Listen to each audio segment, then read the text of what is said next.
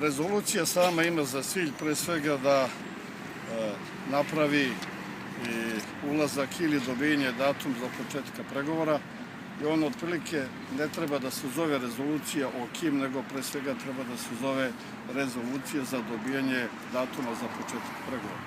Ono što je važno i bitno i značajno jeste da se kaže da je sve podređeno tome. Znači, princip prošle vlade je Kosovo i Evropska unija, ili bolje reći, teritoriju za Evropsku uniju važi i za, nažalost, ovu vladu.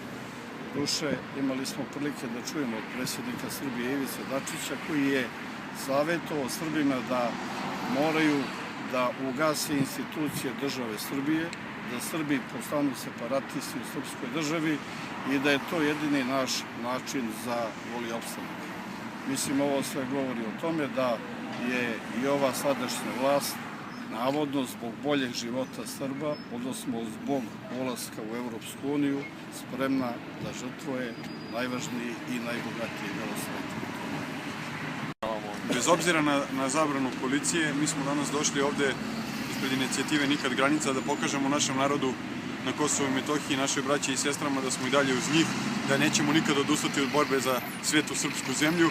Nažalost, danas smo ovde u malom broju, jer su na svim prilazima Skupštini Republike Srbije stoje ogromne policijske snage koje ne dozvoljavaju da građani priđu, koji su bez obzira na kratak period došli u velikom broju, bez obzira što je ovo vanredna sednica Skupštine koja je zakazana i menjan dan njenog održavanja. Narod je ipak pohitao da dođe da pokaže da se sa ovime ne slaže, međutim nekoliko hiljada policajaca u svim delovima grada sprečava svakoga sa bilo kakvim obeležjima ili bilo kakvu grupu ili skupinu ljudi da se uputi u ovom pravcu. Mi smo i zahvaljujući korektnom odnosu određenih pripadnika policije ipak uspeli ovde da priđemo, da kažemo svoj stav, ono što mislimo, a to je da je definitivno naša borba iz dana u dan će biti sve jača. Nažalost, s obzirom da su oni povukli neke konkretne poteze u smislu izdaje, mi ćemo sada morati da povučemo neke još konkretnije u smislu očuvanja državnih nacionalnih interesa Srbije na Kosovu i Metohiji i ovom prilikom poručujemo da će borba sasvim sigurno biti neprestana. Hvala vam.